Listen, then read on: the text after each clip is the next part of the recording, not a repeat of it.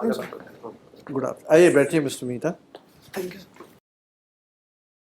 मीना साहब, आपने 2015 में बीटेक किया है, जी सर।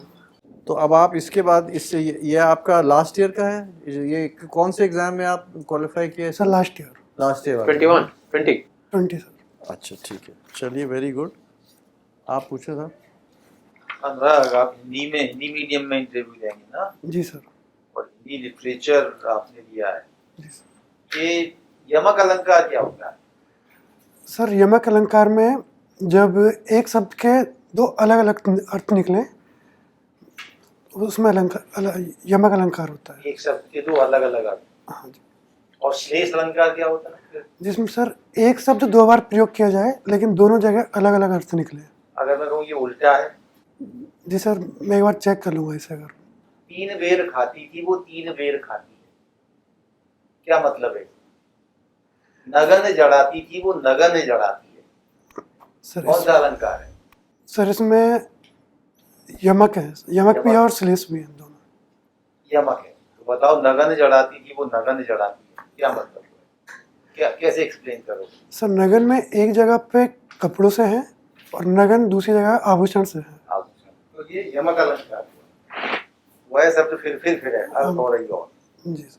बार बार वो शब्द आए, उसका अर्थ अलग अलग। और अनुप्रास अलंकार क्या होता है?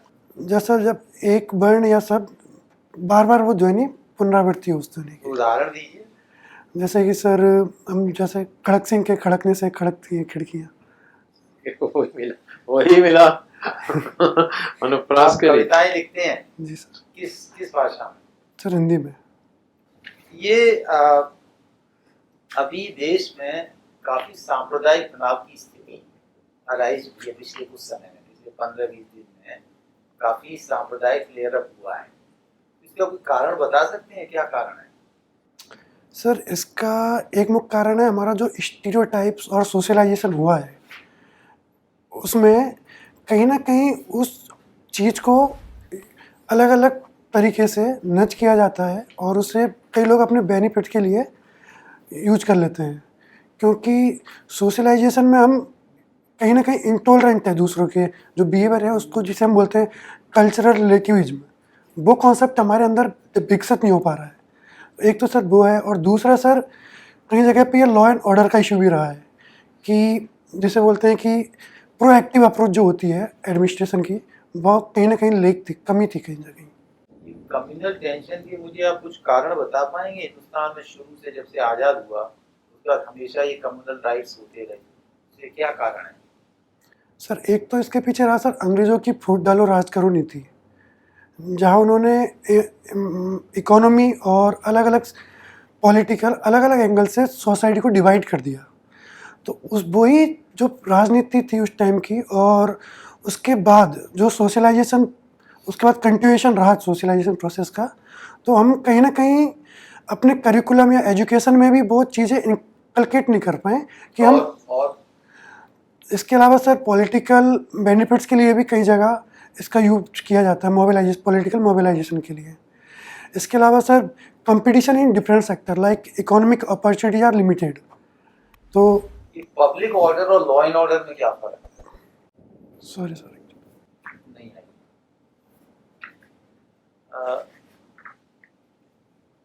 ये बाबूडम क्या होता है? बाबूडम सॉरी सर, ये पहली बार सुना सर। ऑफिसर्स के लिए, आईएएस ऑफिसर्स के लिए खासतौर से बाबू है, बाबू जी। क्या है ये बाबू? जैसा कि सर एक हम बाबू जनरली उन्हें डिपेंड किया जाता है जो अपना काम को लेकर उनकी डेफिनेशन है, मतलब कि सॉरी सर एक्चुअली जो एग्जैक्ट डेफिनेशन है वो मुझे नहीं पता। अच्छा, मुझे ये बताओ आप कि अगर मैं कहूँ कि भारत एक वाइब्रेंट डेमोक्रेसी है, तो कौन कौन से फीचर्स आप इसकी सपोर्ट में मुझे बताओ? सर वाइब्रेंट डेमोक्रेसी का सबसे मेन फीचर हमारा है कि हमारे टाइमली इलेक्शन होते हैं। दूसरा सर कि इतनी डाइवर्सिटी होने के बावजूद हमारा देश पीसफुल नेशन माना जाता है। हालांकि घटनाएं होती हैं लेकिन ओवरऑल अगर हम देखें ब्रॉड पॉइंट ऑफ व्यू से तो हम एक पीसफुल नेशन ही है। इसके अलावा सर जो जो हमारा एक इंस्टीट्यूशंस हैं और प्रोसेस हैं वो काफ़ी डेमोक्रेटाइज्ड है, मतलब कि आप ये ओपन कंपटीशन के थ्रू कोई भी आदमी किसी भी पोजीशन में पहुंच सकता है, from grade D officer to prime minister और president, any one can reach the any level. So I think sir ये सब मेजर पॉइंट्स हैं जो वाइब्रेंट डेमोक्रेसी बनाता जुडिशरी, है। जी सर। यूनिवर्सल एड्रेस सफरेज, जी सर। कुछ है ये फीचर? जी सर। जी सर। Thank you. हाँ जनाब, ये बताइए कि हाल ही में जम्मू कश्मीर में कुछ एनर्जी प्रोजेक्ट्स का अखबार में आ रहा था, प्राइम मिनिस्टर ने क्या चीज़ थी, कौन सी project? Sorry sir, actually project आप पोस्टेड नहीं है कश्मीर में आजकल? जी सर पहले था, लेकिन प्रोजेक्ट कौन सा था इसका मुझे मालूम नहीं। आजकल आप सिविल अकाउंट सर्विस में कहीं और पोस्टेड? जी सर, फरीदाबाद में अंदर ट्रेनिंग। ट्रेनिंग हो रही है। हाँ जी। तो नाबार्ड में आपने काम किया है। जी sir. What is the size of total loans that NABARD gives in a year? Sir Outstandings in a year. Sir उसका जो टोटल लास्ट ईयर था वो 5.5 लाख करोड़ था उनका, 5 और लाख करोड़ उनकी NABARD बैलेंस ने शीट, लोन बांटा। उनकी sir total balance sheet. Total balance sheet में दिस इज टोटल आउटस्टैंडिंग और the annual loan distributed. Sir that was, एक बार मैं सर चेक कर लूँगा ये वाला। चलो चेक कर लेना, मैं भी चेक करा दूँ तो अच्छा है। नहीं सर, सॉरी। क्या ये आरबीआई का हिस्सा है नाबार्ड? जी नहीं sir. Is it one of the institutions of RBI? जी सर आरबीआई का नहीं है, मतलब ये गवर्नमेंट ऑन्ड ऑर्गेनाइजेशन है नाबार्ड। और RBI? आरबीआई भी है सर, लेकिन ओवरऑल जो नाबार्ड का रेगुलेशन है उन पे कुछ पार्ट पे आरबीआई का रेगुलेशन है नाबार्ड की कुछ एक्टिविटीज़ पे। अच्छा, देख लेना इस चीज़ को कि म्यूचुअल रिलेशनशिप क्या है। जी sir. I think it is part and parcel of किन की चीज़ों के लिए लोन देता है नाबार्ड? सर नाबार्ड डायरेक्ट देता है या इंस्टीट्यूशंस को देता है? ये सर इंस्टीट्यूशंस को देता है, जैसे जैसे कि रीजनल रूरल बैंक्स और state cooperative banks, district cooperative banks. Land development banks. Sorry sir. Land development banks. Sir land development का सर नहीं, तो इसका मुझे कंफर्म नहीं। State land development. Sorry sir, इसका मुझे कंफर्म। अच्छा, आपके पास ही अफगानिस्तान भी रहा होगा, यू नो, अफगानिस्तान में क्या हो रहा है इस समय और इसका क्या भविष्य है देश का? सर करंटली अफगानिस्तान में तालिबान की सरकार बनी हुई है, और उसकी वजह से वहाँ पर जो कंजर्वेटिव एलिमेंट्स हैं वो अपना जो उनका मतलब जिसे बोल सकते हैं आइडियोलॉजी, उसको इम्प्लीमेंट कर रहे हैं। तो ये सभी सेक्टर में देखने को मिल रहा है, जैसे कि एजुकेशन सेक्टर में लड़कियों को एजुकेशन रेस्ट्रिक्ट कर दिया, वहाँ पे वुमेन की फ्रीडम रेस्ट्रिक्टेड है। इसके अलावा सर अफ़गानिस्तान में इकोनॉमिकली, अफ़गानिस्तान में जो खाद्यान्न और खाने का सामान और अन्य चीज़ बेसिक रिक्वायरमेंट्स हैं वो भी कई जगह फुलफिल नहीं हुई हैं।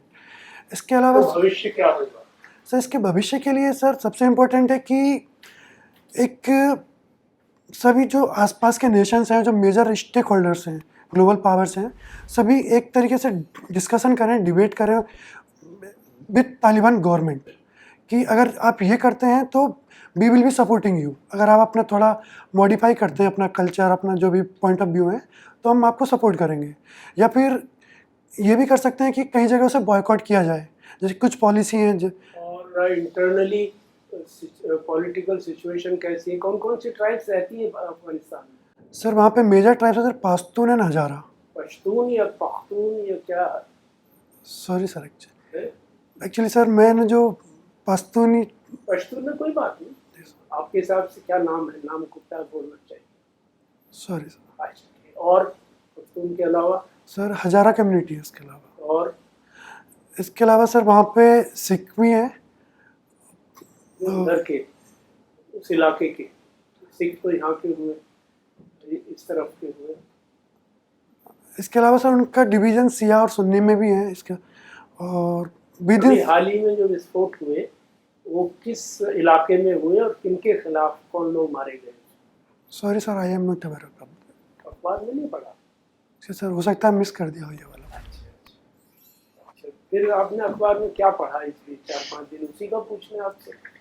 सर अखबार में अभी यूक्रेन वार भी चल रहा है और यूक्रेन में ये बताओ कि मॉस्कोवा नाम के जो शिप को डुबोया उन्होंने, कैसे डुबो पाए हुए इतने विशाल महाबली देश के इतने बड़े शिप? कैसे डूबा पाया सर? Sorry sir. नहीं मालूम? ये तो मालूम है कि डूब गया। हाँ सर। एक सज्जन ने उसी के बारे में कुछ थ्योरी प्रोपाउंड की है जो न्यूयॉर्क टाइम में छपी। उन्होंने कहा कि साहब नया जो वारफेयर है उसमें 3 नए रूल आए हैं। नए वारफेयर रूल में 3 रूल आए हैं। एक है कि स्मॉल कैन डिफीट बिग। छोटा सा देश है यूक्रेन, उसने उसके एक महाबली को डुबो दिया। दूसरा ये है कि अच्छा, और तुम सोच रहे बताओ कि यूक्रेन के बने रहने इतने दिनों तक इनका प्रहार झेलने का क्या वजह है, कैसे झेल पा रहे हो? सर यूक्रेन जो अभी तक रेजिस्टेंस किया है उसका एक मेन रीज़न तो वहाँ का ये वेस्टर्न सपोर्ट है। उन्हें हथियार जगह जगह से वेस्टर्न कंट्रीज प्रोवाइड करवा रही है। एक तो ये है, और साथ ही वो अपनी टेक्नोलॉजी के थ्रू उन्हें कोऑर्डिनेट्स प्रोवाइड कर रहे हैं, रशियन आर्मी के कोऑर्डिनेट्स, ताकि उन पे रेस्पॉन्स प्रिपेयर किया जा सके। और सर तीसरा है वहाँ की जो पॉपुलेशन है, वहाँ पे कई लोग वॉलेंट्री आर्मी ज्वाइन कर रहे हैं और अपना कंट्रीब्यूट कर रहे हैं नेशन के इस लिए। तरह से कंट्रीब्यूट कर रहे हैं जो वहाँ की लोकल जनता है वो अपनी सरकार को इस लड़ाई को उसके खिलाफ कैसे सपोर्ट कर? सर जैसा जितना मैंने न्यूज़ में पढ़ा है उस हिसाब से कई लोगों ने आर्मी में भी सपोर्ट किया है। एक दूसरा सर कई लोगों ने इकोनॉमिकली डोनेशन भी दिया है, गवर्नमेंट और वो अदर। तो खैर बाहर के लोग भी काफी दे, अमेरिका काफी पैसा दे रहा है, पैसे की तो जरूरत नहीं है, बात की बात। इसके अलावा सर कई लोग हैं जैसे कि वॉलेंटियर्स हैं जो एक दूसरे को मोटिवेशन या फिर जो मैनेजमेंट लोगों को अपना एस्कॉर्ट करना या फिर आर्मी। नया वॉरफेयर सिद्धांत है जिसपे वो काम कर रहे हैं। सॉरी सर एक बार मैं चेक करूँ। जैसे आपने सुना होगा शिवाजी वर्सेस मुगलों के ज़माने में एक तरह से गुरिल्ला वॉरफेयर उन्होंने काम किया था उस पर मुगलों के खिलाफ। तो यहाँ पे इस समय कोई वॉरफेयर की चर्चा है क्या? वार होगा? Sorry sir. नहीं सॉरी, सुनते हैं कि उनके 400 टैंक उन्होंने नाकाम कर दिए रूस के, और जबकि रूस जो है केवल उनके 150 नाकाम कर पाया। ये कैसे कर पाए? सर जैसे मैंने बताया कि यूज ऑफ टेक्नोलॉजी लाइक कि कोऑर्डिनेट्स जो शेयर किए जा रहे हैं उनके साथ टेक्नोलॉजी में थ्रू। वो तो बिल्कुल अस्त व्यस्त थे उनकी सेना। तो यहाँ अटैक, वहाँ अटैक, उनके जितने मिलिट्री इंस्टॉलेशन है वो सब अटैक पे है, मिसाइल चल रही हैं। वो सब इतना कैसे कर पा रहे हैं? 400 टैंक बल्कि 500 टैंक रूस में का लॉस रहा है। तो सर एग्जैक्ट रीजन मुझे नहीं पता, लेकिन उसमें जो स्ट्रेटजी है वो टेक्नोलॉजी प्लस वेपन बेस्ड ही है उनकी। Thank you. Thank you sir. Anurag, NABARD कब स्थापित हुई? मैम 1982। 1982। और पहला चेयरमैन? Ma'am actually I unable to recall the name of this person. Called the father of NABARD. Yes ma'am, actually he was the IAS officer but unable to recall the. Sivarama? No ma'am, he was not. Then what is the motto of NABARD? Ma'am NABARD is development of the nation. No, the motto. जो गांव बड़े देश। क्या नारा देते हैं? हाँ, गाँव क्या बड़े। नारा है? गाँव बड़े देश। हाँ, देश बड़े। ओके, आप कविता लिखते हैं जी। और कोई टॉपिक पर या what kind of poetry? Ma'am कई बार ये सिचुएशन बेस्ड भी हैं और कई बार जो कोई थॉट या कोई माइंड नई चीज़ है दिमाग में तो उसके ऊपर। आपके फेवरेट पोएट्स कौन है इंडिया में? मैम मेरे हैं सूर्यकांत त्रिपाठी निराला जी। एंड इंडिया का फर्स्ट वुमन पोएट कौन है? First women, sorry ma'am, nightingale of India, freedom movement पे जाओ, yes ma'am, actually unable to recall the name, Sarojini Naidu. Yes ma'am, yes हाँ, ऑलराइट। नाउ पंचशील एग्रीमेंट सुने हो? Yes ma'am. इसमें किसके बीच में साइन हुआ? मैम पेंसिल एग्रीमेंट साइन हुआ था नेहरू जी और चाइना के जो उस टाइम प्रीमियर थे नून, sorry ma'am actually, first prime minister कौन था चाइना का? सॉरी मैम, जब आप पंडित नेहरू का नाम सुनते हो और चाइना, तो कौन था वो लीडर? एक्चुअली चावेन। Yes, okay, which year? Sorry ma'am, actually sir 1954। Then what are the main elements of Panchsheel, the 5 elements? Ma'am pencil के 5 नाम मेन है कि peaceful coexistence, mutual resistance, non interference in internal matters and respect each others territorial integrity. अभी कुछ दिन पहले ना दक्षिण अफ्रीका में बहुत बड़ा प्रॉब्लम हो रहा था, वो क्या था? सॉरी पेपर्स में रोज हेडलाइंस, फोटोज, टीवी में दिखा रहे थे, लोग मर रहे थे। सॉरी मैम,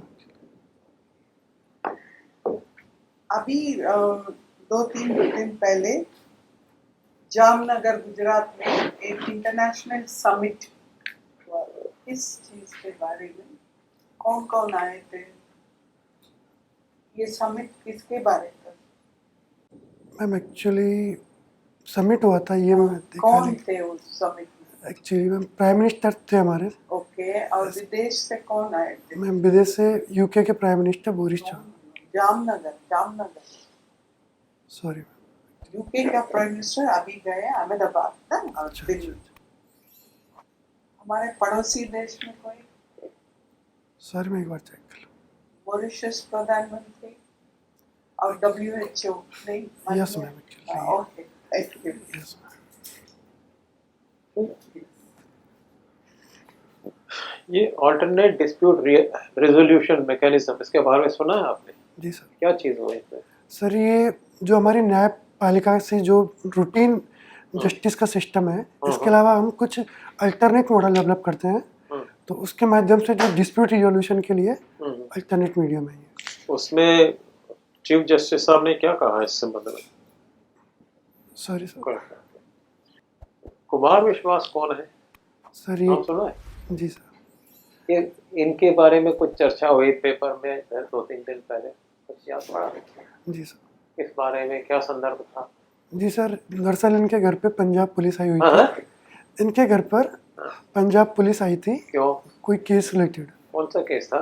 मैम आप उनके खिलाफ केस रजिस्टर किया गया था पंजाब में हाँ, कि इन्होंने कोई कमेंट किया था दिल्ली के चीफ मिनिस्टर, तो हाँ, उसके रिगार्डिंग। यूनियन टेरिटरीज हमारे यहाँ कितने हैं? सर इस टाइम पे 8। कौन कौन से हैं? सर दिल्ली, चंडीगढ़, पौंडीचेरी, दादरा नगर हवेली एंड दमन दीव, जम्मू कश्मीर, लद्दाख, लक्षद्वीप, अंडमान इसमें निकोबार। कितने में लेजिस्लेचर है और सर- कितने में नहीं? सर अभी 3 में है लेजिस्लेचर। ये कैसे में? सर जम्मू एंड कश्मीर, जम्मू कश्मीर में होगा। चलिए ठीक है। इलेक्शन कमीशन किस धारा के अंतर्गत इलेक्शन करवाता है? Sir 324, article 324। Model code of conduct क्या हुआ उसमें?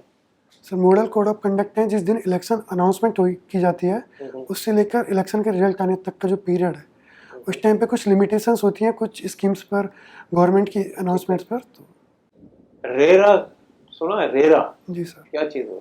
सर ये रियल इस्टेट प्रॉपर्टीज़ को रेगुलेट करने के लिए स्टेट लेवल पे जो बॉडी क्रिएट की जाती है, तो उसके रेरा होती है। इसमें अगर रेजोल्यूशन है वो तो उसके नेक्स्ट लेवल में कहाँ जाएंगे? इसमें sorry sir, actually I will check. Appellate भी तो है ना, अपील में अपेलेट अथॉरिटी भी तो है ना। चलिए थैंक यू। ठीक। हाँ मिस्टर मीना, ये फाइनेंशियल एक्शन टास्क फोर्स के बारे में सुना आपने? जी सर। क्या है ये बताइए ज़रा। सर ये फाइनेंशियल एक्शन टास्क फोर्स 1980 में क्रिएट की गई थी जी। To prevent money laundering and control and combat and terrorist financing. तो ये क्या है, इसका रोल क्या रहता है? सर इसमें फाइनेंशियल एक्शन टास्क फोर्स में अगर कोई नेशन टेररिस्ट सपोर्ट करता है या फिर मनी लॉन्ड्रिंग करता है तो उनके अगेंस्ट एक्शन लिया जाता है। और सर ये एक्शन उन्हें अलग अलग कैटेगरी में डिवाइड करके लिया जाता है, जैसे कि ग्रे लिस्ट, ब्लैक लिस्ट। तो जब कोई नेशन ग्रे लिस्ट और ब्लैक लिस्ट में रखा जाता है तो उन पर कई सारे सैंक्शंस या लिमिटेशंस इम्पोज किए जाते हैं ताकि वो लोग अपना जो एक्टिविटीज़ है ये कंट्रोल करें और रेगुलेट करें। अब जैसे पाकिस्तान ग्रे लिस्ट में है तो क्या सैंक्शंस इम्पोज किए गए हैं उनके ऊपर? Sir total number of sanction या जो भी है वो मुझे नहीं पता, लेकिन कुछ सैंक्शन इस तरीके से हैं कि उनके कुछ अकाउंट फ्रीज कर दिए गए हैं। अच्छा। जहाँ से वो इंटरनेशनल ट्रांजैक्शन करते हैं, या फिर जो पर्सन है वहाँ पे कोई टेररिस्ट है तो उसके अकाउंट इंटरनेशनल लेवल पे फ्रीज कर दिए गए हैं। जो इंटरनेशनल टेररिस्ट डिक्लेयर हो गए हैं, तो ये कौन सी कमेटी है यूनाइटेड नेशंस की जो किसी को इंटरनेशनल टेररिस्ट डिक्लेयर करती है या ऑर्गेनाइजेशन को टेररिस्ट डिक्लेयर करती है? कोई यूनाइटेड नेशंस की कोई सैंक्शंस कमेटी, कोई नाम है उसका, कुछ नंबर दिया हुआ है उसका? हाँ सर, एक्चुअली एग्जैक्ट 1267 है ना वो कमेटी जो है। अच्छा, आप ये मैं आपका डैफ में देख रहा था, आपने तो जम्मू में काफ़ी टाइम निकाला है। जी सर। फरवरी 2020 से नवंबर 21 तक। तो ये बताइए कि ये जो 370 और 35 ए जब हटाया गया तो आपको क्या लगता है, कुछ वहाँ जम्मू में और वैली में कुछ सिचुएशन में कोई बदलाव आया कि नहीं? सर अभी चूंकि 2 या 3 साल हुए हैं तो कोई कमेंट करना जल्दी होगा, लेकिन जितना मैंने रियलाइज किया है कि लोग अब मोर कॉन्फिडेंट हैं।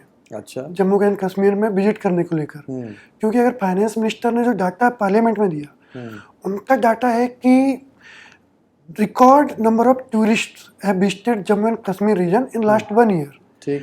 इसके अलावा सर टेररिस्ट एक्टिविटीज 798 से लेकर 98 तक आ गई है, तो ये भी है। इसके अलावा सर जम्मू कश्मीर में मैंने रियलाइज किया है कि अपॉर्चुनिटी है वो बहुत ज़्यादा है, स्पेशली इंडस्ट्रियल सेक्टर में। तो अभी तो ज़्यादा काम उसमें हुआ नहीं है, लेकिन नियर फ्यूचर अगर चीज़ें ठीक रहती हैं तो मेरे ख्याल से ये बहुत अच्छा इफेक्ट रहेगा इसका। तो अब जो है बाहर के लोग आके, पहले तो ज़मीन नहीं ले सकते थे, अब उन्होंने अलाउ कर दिया है ना कि ज़मीन ले आके खरीद सकते हैं। जी सर। तो कोई मूवमेंट हो रहा है? जी सर, फाइनेंस मिनिस्टर का जो डाटा था उन्होंने बोला है कि 35 लोगों ने अभी तक वहाँ पे ज़मीन खरीदी है। ज़मीन खरीदी है, ठीक बात है। अच्छा, कश्मीरी पंडित जो भागे थे वहाँ से वैली से, उनका वापसी कुछ हो रहा है क्या?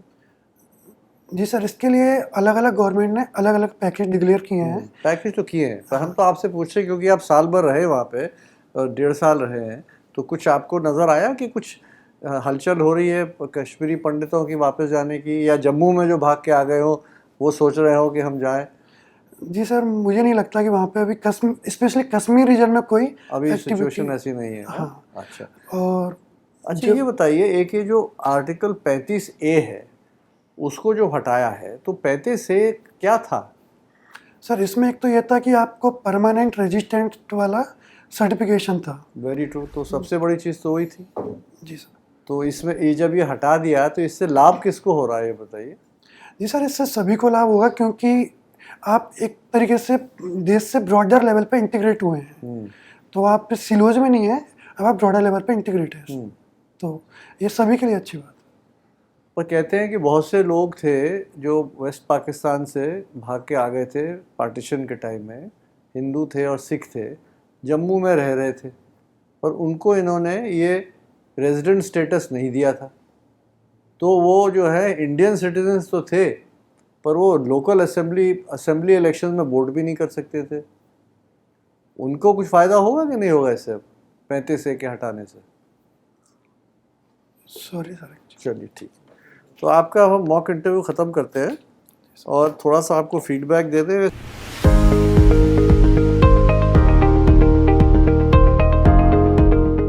तो अब आपको ऑलरेडी आइडिया है ही। देखिए, कुछ सवाल आपके डैफ से आ सकते हैं, उसमें हिंदी लिटरेचर है, आप IIT राजस्थान के रहने वाले हैं, बीटेक किया है, तो कुछ इस पे से सवाल जो है अगर कोई पूछ सकता है आपसे बोर्ड में।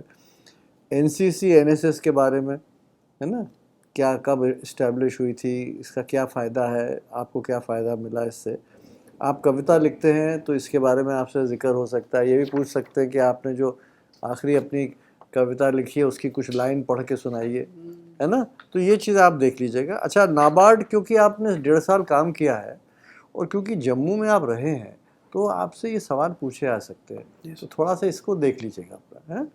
और करंट अफेयर्स में जितने दिन आप, अब 4-5 दिन है, तो अखबार पढ़ते रहिएगा, जिससे कि जो रोज़मर्रा जो कुछ इम्पोर्टेंट डेवलपमेंट्स हो रहे हैं तो वो आपसे इंटरव्यू में पूछें अगर, तो जवाब दे सकें उसका।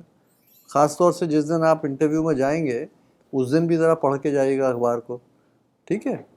और अदरवाइज़ तो बाकी तो है ही बढ़िया, आप क्लास 1 सर्विस में है ही, हैं। तो अगर आपको सर्विस चेंज करनी है तो थोड़ा सा अखबार पढ़ लीजिएगा, तो उससे जो है आपकी करंट अफेयर्स की नॉलेज थोड़ी बढ़ जाएगी, हैं। चलिए, okay, wish you all the best. All the best. Thank you, चलिए, okay. Thank you. Don't forget to like, share and subscribe to our channel and press the bell icon to never miss an update.